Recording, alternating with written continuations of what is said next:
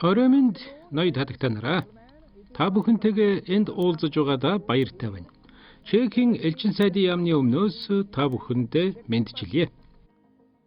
Хадагтай шагдар сүрэнгийн ариунаад Европын холбооноос олгож буй шагналын талаар би үг хэлэх болно.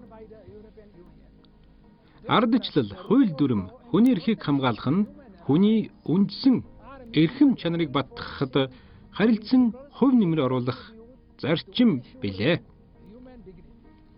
Хүний эрхийн дэмжлэг болон хамгаалалт нь бүгд найрамдах Чех улсын ч эрхэм зорилгын нэг гэдгийг дурдах зүйтэй.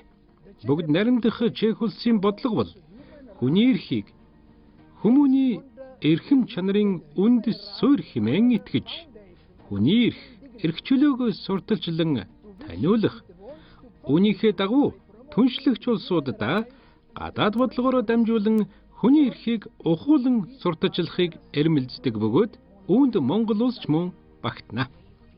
Тийм учраас бүгд найрамдах Чех улс нь Европын холбооны хүний эрхийн шагнал гардуулах ёслолыг дэмжин ажилласаар ирсэн бөгөөд энэ жилийн хувьд Монголын нэр хүнд бүхий шагналтан хадагтай шагдар сүрэнгийн ариунаад шагнал гардуулах гэж байгаадаа баяртай байна.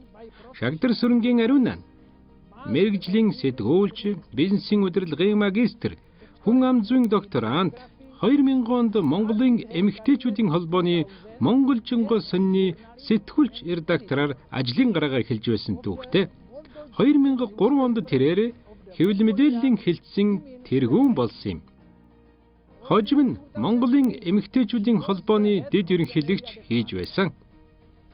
Тэрээр 2014 онд Монголын эмэгтэйчүүдийн хөдөлмөрийг дэмжих холбоог байгуулж, дараагаар нь улиран сонгогдож байсан түүхтэй. Энэ хугацаанд тэрээр үйл ажиллагааг нь зохион байгуулж, мэдээллийн түгээж, засгийн газрын үйл хэрэгт нөлөөлөх зэрэг ажлуудад оролцсон ажиллаж байсан юм а. Мөн тэрээр ажлын байрны бэлгийн дарамтыг зогсоохыг үргэлж уриалсаар ирсэн. Хөдөлмөрийн хуулийн дагуу хүүхдээ асарч байгаад ажилдаа эргэн орох эмэгтэйчүүдийн эрхийг мөн дэмждэг.